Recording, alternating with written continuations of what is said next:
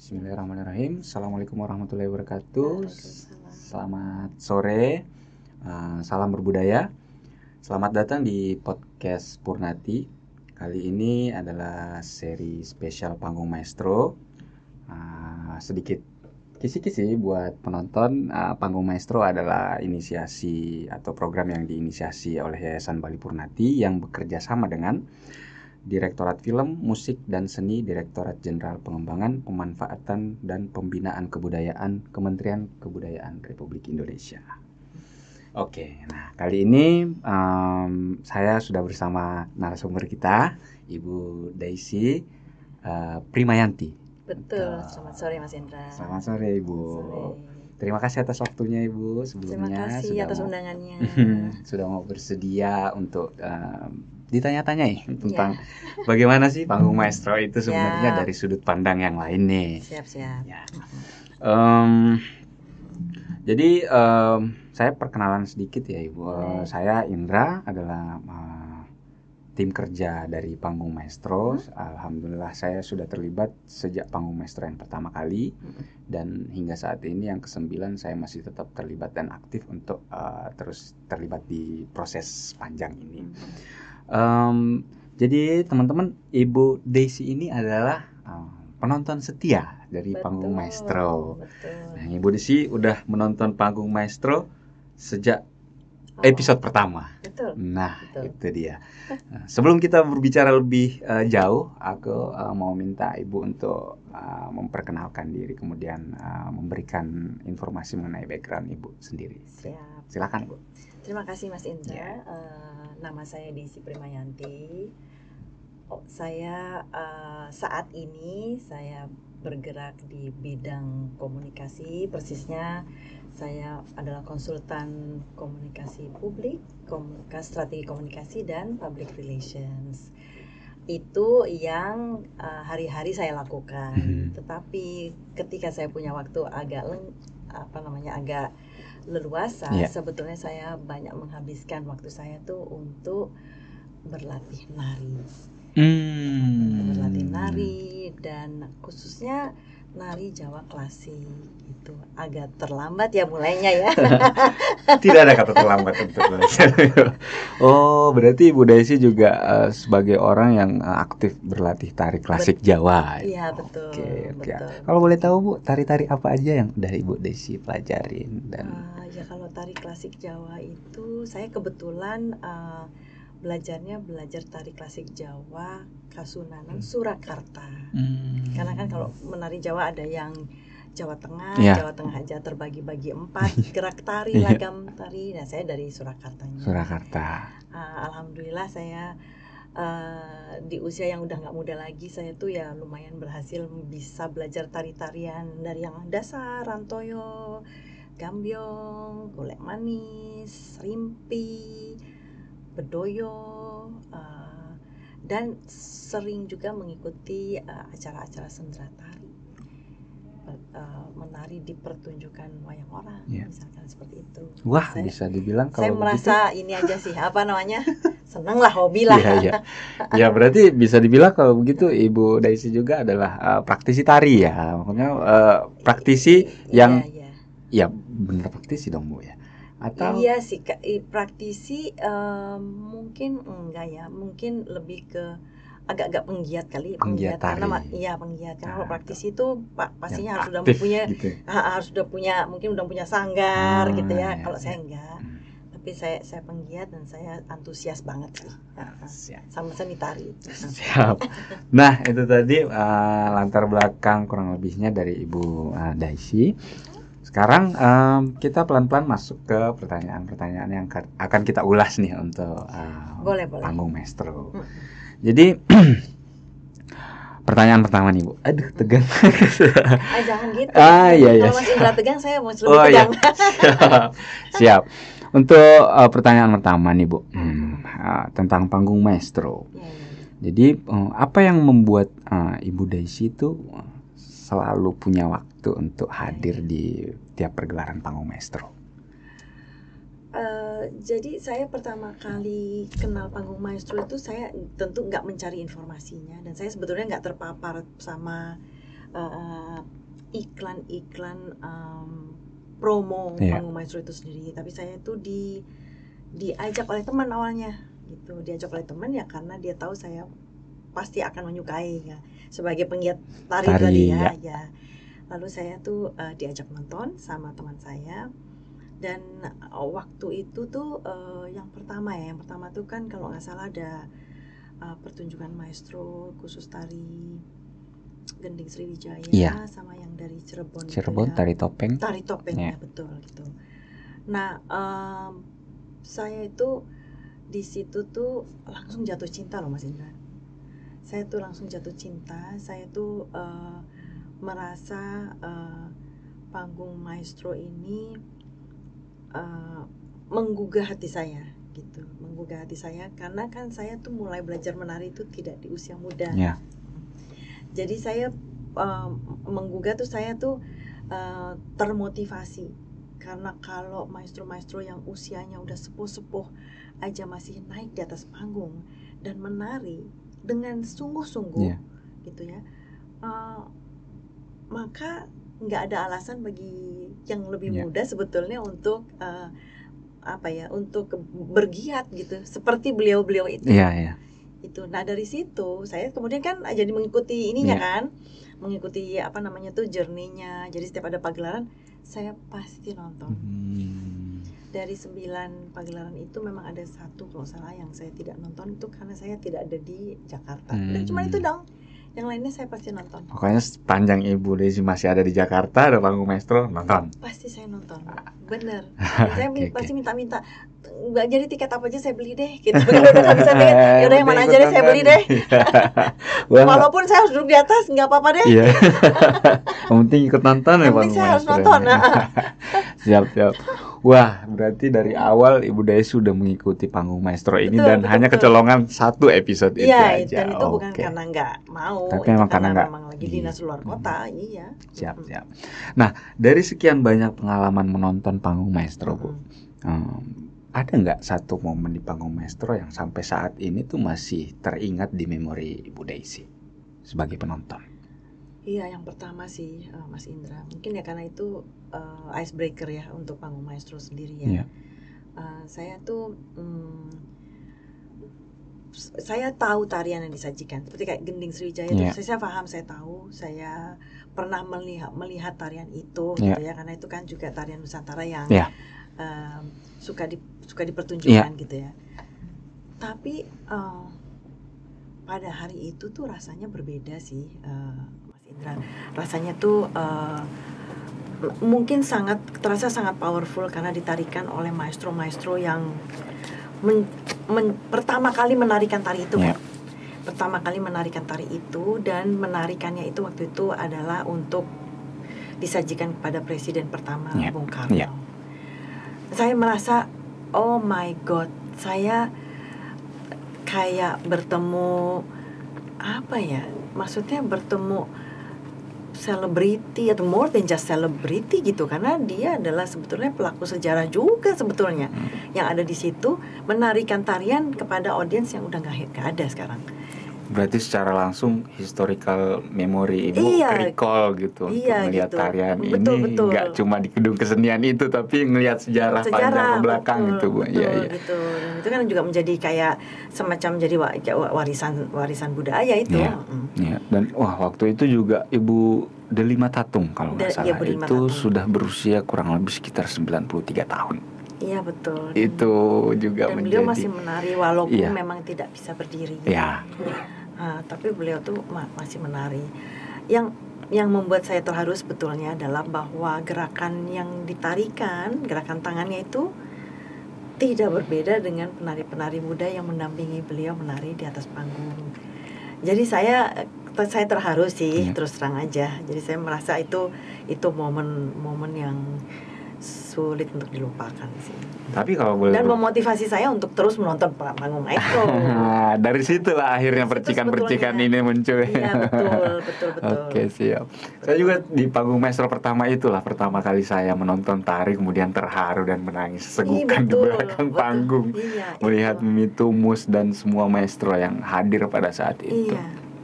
Oke, berarti yang pertama emang Bu ya. Yang pertama sih, iya, yang jadi ini sih, jadi penggerak untuk kayak FOMO, jangan sampai saya ketinggalan nih, jangan sampai gue nggak nonton yang berikutnya gitu. Oke.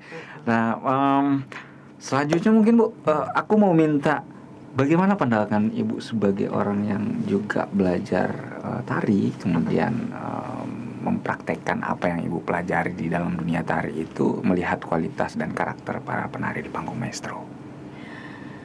Jadi gini, kalau saya tuh melihatnya kan, kalau menari ini kan ada aspek apa namanya tuh, aspek gerak, aspek irama, rasa, seluruhnya harus selaras. Nah kalau itu kan sebetulnya dengan berlatih itu bisa dikuasai gitu. Tapi kalau di panggung maestro ini spesial kalau menurut saya, karena yang dibawa itu bukan hanya pertunjukan tari sebetulnya, tapi ada suatu nilai ada satu nilai yang coba dipancarkan di atas panggung itu gitu. Nah itu yang menjadi berbeda sih sebetulnya. Dan terlebih karena yang menarikan itu adalah sebetulnya saya mesti bilang itu pelaku sejarah bagaimanapun juga, karena mereka udah memulai itu puluhan tahun sebelum kita gitu. Dan mereka sampai dengan hari ini, ada yang saya pernah nonton juga, ada yang masih melatih tari kepada murid-muridnya, padahal usianya udah di atas 75 tahun kalau nggak salah, yang legong. Jadi saya yakin yang dia kejar itu bukan cuma memberikan latihan gerak tari, tapi mungkin ingin mentransfer nilai. Ada satu nilai budaya, ada satu nilai tentang kearifan lokal yang mungkin mereka punya harapan itu tetap dilestarikan ya, dan supaya kita juga jadi punya jati diri. Saya yakin pasti mereka pasti punya apa namanya misi itu, walaupun mungkin nggak pernah disampaikan gitu. Jadi tidak hanya sekedar mewariskan gerakan-gerakan tari, tapi juga mewariskan semua kearifan lokal yang terkandung dan nilai-nilai. Iya betul sih, saya merasanya sih seperti itu. Dan rasanya panggung maestro mau membawa itu di pertunjukan-pertunjukan. Oke, semakin menarik perbincangan kita ini Bu. Memang ada banyak hal unik yang sering muncul di panggung maestro, apalagi kan banyak kesenian yang bahkan untuk orang dari daerah, taruhlah kita katakan Sumatera Barat pun itu jarang mendengar kesenian-kesenian itu. Terus itu kan kita bawa dari daerah sampai ke ibu kota, latihan, kemudian disatukan. Bagaimana Ibu melihat hubungan antara penari dan penonton yang terbentuk setiap kali pertunjukan panggung maestro itu berlangsung? Saya nggak mengamati secara persis ya Mas Indra hubungan koneksi antara penari dan penonton gitu. Ya kalau saya, experience saya itu adalah seperti itu. Saya selalu ada keterharuan yang sulit saya jelaskan ya, gitu, sulit dibendung juga ya gitu ya. Kalau itu dari sisi saya gitu. Tapi kalau melihat animonya orang-orang pada kepengen foto sama para penari after show, itu kan engagement ya, itu kan connect, maksudnya menghubungkan antara penonton dan performer. Iya betul ya, itu juga apa rasa, apakah kekaguman atau sekedar mungkin FOMO kan demi konten. Even itu demi konten sekalipun, karena objeknya itu bagus, mereka pengen berebut-rebut berfoto sama maestro itu, nggak mungkin tanpa alasan kan? Kan seperti itu. Kalau menurut saya itu luar biasa. Di luar itu sebenarnya panggung maestro itu juga berhasil sebenarnya menghubungkan antar penonton, menciptakan konektivitas antar penonton. Ternyata dari situ tuh akhirnya ada komunitas. Kayak bukan komunitas sih, tapi akhirnya itu menciptakan ruang untuk orang berdiskusi satu sama lain, karena kita kadang-kadang ketemu penonton yang sama di setiap panggung maestro, akhirnya jadi teman dan akhirnya jadi tercipta suatu konektivitas. Ada gue punya teman baru, ternyata gue punya teman yang satu interest gitu. Dan bukan cuma itu kan konektivitas itu kan menghubungkan orang itu kan, dia kadang bukan cuma sekedar silaturahmi, kadang ada opportunity malah di situ. tanpa disadari gitu. Jadi kayaknya multifaceted ya panggung maestro. Berarti hubungan yang tercipta akhirnya tidak hanya sekedar hubungan antara penari atau performer dengan penonton, tapi juga penonton dan penonton. Betul, ya? Bukan cuma vertikal tapi juga horizontal gitu. Tetap ada hubungan yang terbangun nih. Setidaknya itu yang saya alami. Rasakan. Iya, dan saya rasakan. Ya. Baik. Jadi menambah teman. Selain menambah teman, ternyata temannya itu selain sama-sama suka tari, mungkin dia bergerak di bidang apa yang mungkin jadi peluang bisnis. Ayo. Ya, betul. Dan kalau ketemu di lagi pagelaran panggung maestro jadi makin seru gitu nontonnya. Iya, betul. Yang diobrolinnya tuh jadi nyambung gitu obrolannya. Betul. Seperti itu sih. Oke. Wah, menarik. Oke. Sebelum kita masuk ke pertanyaan selanjutnya, aku mau info ke para penonton setiap podcast Panggung Maestro bahwa Panggung Maestro ke-9 kali ini di tahun 2025 akan dilaksanakan kembali tetap di Museum Nasional Indonesia. Tapi kali ini areanya tidak lagi di Taman Arca, tapi pindah ke area Sanken. Jadi di tengah Museum Nasional itu ada area Sanken. Di situ akan bangun panggung yang itu kejutan. Iya, maksudnya nggak boleh diceritain dulu. Iya, nggak boleh dikasih kisi-kisi dulu. Iya, jadi kali ini akan berada di situ dan ini pertama kali. Nah, ini juga yang senantiasa menjadi, kan Panggung Maestro kebetulan pindah-pindah ya Bu lokasinya dari panggung 1 kemudian sampai yang ke-9 ini. Itu juga yang menjadi tantangan untuk dewan artistik, tim teknis, kemudian tim kerja untuk nyari nih gimana caranya kita menghadirkan suasana yang bisa mempertegas kedaerahan yang coba kita tampilkan di atas panggung maestro. Alhamdulillah kalau Ibu Daisy merasanya seperti itu, berarti upaya yang kami lakukan setidak-tidaknya bisa sedikit mengorek-ngorek perasaan yang berbeda dari penonton panggung maestro. Saya rasa iya, secara konsisten ya. Yeah. Secara konsisten iya, setidaknya itu yang saya rasakan ya. Sehingga kan jadi kayak apa ya, orang Jawa bilang tuh kayak kapok lombok. Jadi maksudnya bukan kapok lombok sih, jadi kayak addicted ya. Jadi kalau ada panggung maestro tuh FOMO, kalau nggak datang tuh kayak ada yang kurang gitu atau ada yang gitu menyesal ya, kok gue nggak bisa nonton yang ini ya gitu. Oke. Nah itu tanggal 28 dan 29 Oktober 2025 di area Sanken Museum Nasional Indonesia. Nah sebenarnya kan selain ada panggung maestro, kita juga ada panggung wacana. Ibu Desi udah pernah ikut panggung wacana? Belum.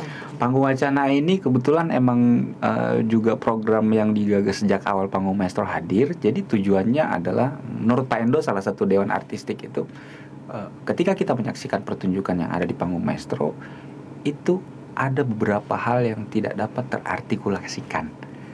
Hal itu yang kemudian coba dibedah dan dibahas di panggung wacana itu. Jadi perspektif bagaimana pelakunya, apa yang dihadapi di daerah ketika dalam upaya melestarikan kesenian itu dan sebagainya. Jadi formatnya apa, kayak talk show gitu? Iya, atau diskusi gitu ya? Iya, semacam diskusi ringan dan ini. Jadi kita kali ini akan menghadirkan maestro-maestro, kemudian maestro akan memberikan kesaksiannya sendiri mengenai bagaimana sih sepak terjang mereka selama menggeluti dunia itu. Bagus sih itu. Ya. Itu biasanya sesudah acara panggung maestro. Sebelum. Sebelum malah. Jadi ada intro. Jadi kan penonton bisa memperoleh wawasan tentang keseniannya dulu, baru kemudian menyaksikan pertunjukannya. Bagus juga, jadi bagus itu. juga. Nanti kalau Ibu Desi saya belum pernah mungkin kali ini bisa dicoba. Betul. Kali ini kita kerjasama sama FIB Universitas Indonesia. Ya, jadi itu yang akan membantu kami mengorganisir kegiatan panggung wacana ini. Sip. Semoga nanti Ibu Desi bisa datang. Semoga ya. Oke, siap. Berarti itu tanggal 27-nya berarti itu? Tanggal 27 dan 28. Oh gitu. Jadi dua daerah itu dipisah di 2 hari yang berbeda. Oh gitu. Ya. Oke, siap. Siap. Itu lebih seru itu Bu. Mungkin bisa ngasih pengalaman baru. Saya udah beli tiketnya soalnya. Oke. Fix. Kita tunggu Ibu Desi. Oke, kita kembali ke ini ya Bu ya, ke skrip ya. Pertanyaan selanjutnya Bu. Jadi panggung maestro ini kan sering menampilkan kesenian yang sebenarnya tuh punya latar belakang sejarah yang kuat. Kemudian juga punya apa istilahnya? Biasanya punya sistem pewarisan yang emang udah turun temurun dari di satu daerah itu, Ibu. Hanya saja kan emang kendala yang sering terjadi, tidak ada orang yang ingin melanjutkan. Nah, alhamdulillah kita selalu bertemu dengan maestro-maestro yang emang masih konsisten untuk gimana caranya supaya ini bisa nurun gitu, nggak cuma Supaya berhenti di lestari dia. ya, Iya, betul. Itu kalau untuk kegiatan atau event itu sebenarnya berisiko. Karena kita mengangkat hal-hal yang tidak terlalu populer gitu. Iya. Nah, menurut Ibu sendiri, bagaimana ngelihat konteks upaya branding budaya Indonesia di mata internasional ketika kita coba menghadirkan pertunjukan-pertunjukan yang malah jarang diketahui atau nggak umum? Kan kalau tergantung ya audiensnya. Kalau audiensnya itu memang sebetulnya tidak punya informasi dan pengetahuan, sebetulnya itu jadi sebenarnya peluang dan kesempatan sebetulnya untuk apa ya, untuk aktif mempromosikannya. Karena nggak punya benchmark gitu, dan nggak punya referensi masa lalu atau referensi yang lain, malah sebetulnya lebih mudah gitu. Ya ada risikonya mungkin penontonnya bosan, nggak suka gitu. Tetapi sebetulnya panggung maestro ini beberapa kali ini saya melihat justru cukup bisa mengatasi risiko-risiko itu dengan misalnya tatanan panggung yang unik, tempat tonton yang juga unik gitu. Misalnya seperti kayak Museum Nasional itu unik banget gitu, dan tematik banget gitu ya. Jadi sebetulnya kalau katakanlah misalkan pertunjukan tariannya itu mungkin nggak cocok dengan pemirsanya, setidaknya mereka bisa menikmati ambience tempat pertunjukannya, misalkan seperti itu gitu. Nah, jadi kalau dari sisi risiko itu sih sebenarnya risiko selalu ada ya dalam setiap pertunjukan dan apapun bentuk pertunjukannya.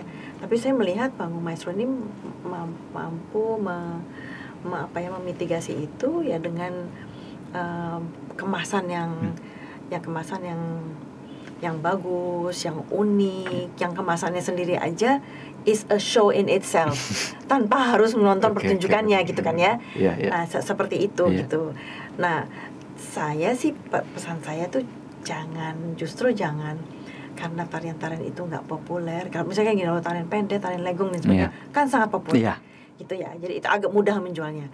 Tapi jangan karena ketidakmengetahuan orang itu maka diurungkan niat untuk terus dan konsisten mengangkat sebenarnya kearifan lokal yang di pelosok-pelosok itu. Karena kalau saya kalau saya take away-nya itu adalah gila, negara gue kaya banget ya.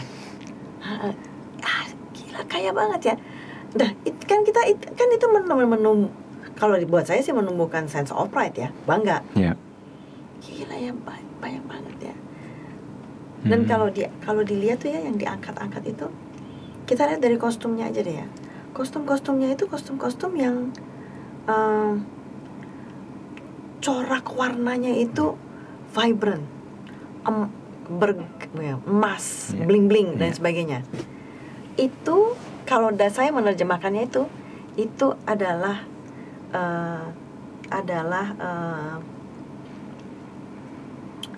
simbolisasi peradaban. Maka masyarakat kita itu sebenarnya dari dulu peradabannya tinggi. Kalau bling-bling itu berarti emas itu logam, adanya di Indonesia. Kalau orang-orang lain tuh masih dengan kayu, kita udah logam. Logam mulia lagi. Iya. Itu sih. Iya. Oke. Berarti akhirnya di balik misalnya pertunjukan yang tidak umum, kemudian jarang tampil dan tidak populer dan sebagainya, budaya sih kemudian menyadari, semakin menyadari gitu kekayaan kebudayaan dan kesenian tradisional Indonesia tuh nggak main-main gitu. Nggak main-main. Bukan hanya di wilayah estetika semata, tapi semua sosiokultural bahkan bisa kita lihat dan tracking dari kesenian-kesenian dan kebudayaan yang muncul. Tapi kuncinya satu, Mas Indra, harus menyikapi itu dengan hati terbuka. Maksudnya hati terbuka, pikiran terbuka, dan jangan, maksudnya kita nggak boleh ada kayak preconceived pemikiran nari itu harus kayak gini. Nggak boleh gupek duluan ya sebelum. Boleh, jangan stereotyping. Jadi menurut saya harus terbuka bahwa maka itu menjadi unik gitu. Oke. Nah, selanjutnya nih sebagai penonton setiap panggung maestro, Ibu kira-kira kalau diberi kesempatan untuk menyampaikan kepada kaum muda generasi saya mungkin dan ke bawah, apa yang akan Ibu katakan untuk para pemuda ini untuk nonton dong, coba deh lihat panggung maestro itu seperti apa? Iya, saya tuh udah melakukan itu kepada anak saya ini masih generasi milenial sih ya. Langsung praktek ke anak. Langsung praktek ya, tontonannya ya tentu konser-konser K-pop dan seterusnya gitu ya. Dan mungkin kalau dance itu ya line dance, ya bukan line dance tapi dance yang mungkin lebih ngepop gitu kali ya gitu ya. Kalau saya tuh baru ngajak dia itu setelah panggung maestro tuh di pertunjukannya itu di Museum Nasional gitu ya. Jadi karena saya juga merasa punya risiko dia akan bosan. Dia akan kebosanan gitu. Tetapi pesan saya sama dia sih sebetulnya karena ini terjadinya tuh di Museum Nasional dan di situ ada artefak dan kekayaan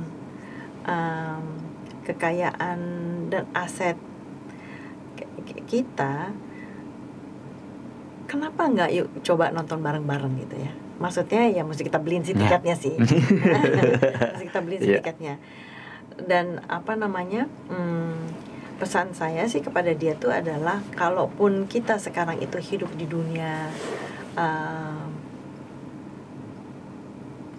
dunia yang dihadapkan kepada banyak pilihan seni gitu ya, maka kita harus start dengan mengerti seni kita sendiri. Percayalah message seperti itu nggak langsung ngena sih gitu, karena kita harus ajak dia gitu. Kita nggak bisa cuman kasih cuap-cuap gitu ya. Jangan. Iya, nggak bisa. Kita nggak bisa cuma wejangan doang gitu. Jadi kita harus ajak dia, kita harus bisa meng-create excitement gitu ya. Nah, create excitementnya tuh karena dia juga tahu sih saya secara konsisten yang menonton gitu. Jadi waktu diajak itu ya udah oke deh gitu, boleh deh gitu ya, lihat deh. Dan ternyata surprisingly terhibur loh. Bisa menikmati berarti. Bisa sangat menikmati. Waktu itu tuh kita nonton yang dari Kalimantan ya.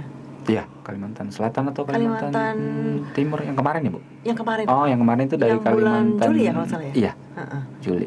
Kalimantan Timur, Kaltim. Ya. Oh, berarti tetap kan nggak, akhirnya stereotip tentang seni tradisi dan budaya lokal itu yang kuno lah dan sebagainya kan akhirnya jadi bisa terpatahkan di situ. Bahkan di samping terpatahan tuh ternyata menginspirasi. Nah, anak saya ini kebetulan kerjanya dia senang lukis. Jadi dia terinspirasi menjadikan tontonan itu suatu karya melukisnya. Maksudnya sebetulnya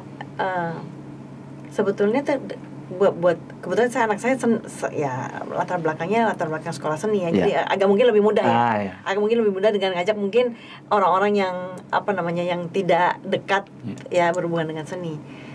Tapi pun demikian karena anak milenial sebetulnya awal-awalnya tuh ya nggak terlalu tertarik gitu. Nggak tertarik. Tapi emang harus diajak, harus dimodalin, harus dibayarin. Traktir deh. Harus dimodalin, harus dibayarin. Dari situ dia baru mengapresiasi tuh. Syukurnya karena bisa dinikmati akhirnya dan merasa terhibur menyaksikan pertunjukannya ya. Dan akhirnya meng-engage di dalam suatu diskusi. Itu saya senang. Itu saya senang. Oke. Dan itu langsung ya, Bu. Maksudnya setelah pertunjukan itu ada obrolan yang terpantik. Betul. Gitu yang itu benar umurnya segitu. Itu benar dibawa jauh-jauh dari tempat itu. Itu benar bahwa semuanya benar. Itu otentik semuanya. Dia ada apresiasi gitu. Maksudnya ada apresiasi dan ada wah luar biasa ya gitu, pengakuan bahwa ini nggak main-main gitu. Oke. Kan nggak mesti juga tarian itu harus disajikan oleh maksudnya orang-orang yang misalnya full dandan cantik-cantik, nggak gitu ternyata enggak gitu. bahkan tanpa make up pun atau make up Iya. seadanya pun dengan tubuh yang tua renta gitu masih bisa membawa penonton masuk. Itu yang mengharukan. Dia juga sih terharu sih. Wow. Dia juga terharu sih karena usia segitu. Gue kemana aja ya? Ya iya, kemana aja loh. Oke. Ini bukan untuk seni tari aja ya, Iya, apapun sih iya, sebetulnya ya. semapun itu ya. Iya. Hormat pada orang-orang yang konsisten di jalurnya masing-masing. Oke, kita udah mulai masuk ke penghujung Siap. podcast kita nih Bu. Nah, aku ada satu challenge buat Ibu Desi nih. Jika Anda harus menjual tiket kepada rekan-rekan diplomat atau eksekutif internasional Anda, apa kalimat atau paragraf yang akan Anda gunakan untuk meyakinkan mereka bahwa ini adalah acara yang wajib dinantikan? Kalau pesan saya itu simpel ya. Budaya itu menjembatani antar bangsa. Maka di dalam negosiasi bilateral misalkan ya, kita selalu memakainya tuh soft diplomacy. Soft diplomacy itu adalah diplomasi budaya. Nah, maka untuk diplomat misalkan ya, perwakilan luar negeri yang ada di sini atau mungkin komunitas ekspatriat dan lain sebagainya, percayalah bahwa tontonan ini akan mematahkan distance. Sebaliknya, malah justru akan menjembatani. Karena bicaranya di dalam satu frekuensinya itu adalah seni dan budaya itu bukan hanya tentang tradisi dan preservation atau melestarikan ya, tapi sebetulnya dari situ itu menciptakan conversations baru, menciptakan konektivitas dan menciptakan sebenarnya peluang-peluang nggak tahu lah, perjanjian bilateral, perdagangan dan lain sebagainya gitu. Kalau saya meyakini itu. Jadi ada pintu lain yang terbuka di dalam pertemuan budaya yang berbeda-beda ini di sini. Betul. Baik. Betul. Tontonlah Panggung Maestro. Itu dia kuncinya teman-teman. Oke, itu pertanyaan terakhir dari kami, Bu. Siap. Jadi sebelum kita mengakhiri, saya mau ngingetin lagi kepada penonton di rumah dan semua pecinta budaya, seni, bahkan yang bukan pecinta budaya pun coba deh nonton sekali aja ke Panggung Maestro gitu. Iya, setuju. Untuk bisa merasakan vibes-nya ketika berada di situ seperti apa. Sekali lagi Panggung Maestro akan dilaksanakan di tanggal 28 dan 29 Oktober tahun 2025 ini di Museum Nasional Indonesia area Sanken. Untuk teman-teman yang belum beli tiket, buruan nih kepoin Instagram dan sebagainya. Oke, aku juga mau menyampaikan bahwa podcast ini didukung penuh oleh ESAS. ESAS adalah organisasi yang kepanjangannya adalah Empu Sendok Art and Science. Jadi emang bekerja sama founder ESAS juga adalah penonton setia Panggung Maestro yang kemudian sangat bersemangat untuk memberi dukungan kepada tim Panggung Maestro dan Yayasan Bali Purnati untuk menyelenggarakan podcast ini. Tuh, oke. Teman-teman jangan lupa sekali lagi follow akun sosial media Panggung Maestro, ada di Instagram, Facebook, semuanya namanya Panggung Maestro, dan YouTube tentu saja. Untuk podcastnya bisa nonton di situ. Oke, terima kasih Ibu Desi atas waktu dan tanggal 28 dan amin. Semoga kita bisa menemukan keajaiban lain di Panggung Maestro yang ke-9 ini. Oke, teman-teman, cukup sekian podcast kali ini. Assalamualaikum warahmatullahi wabarakatuh. Salam budaya.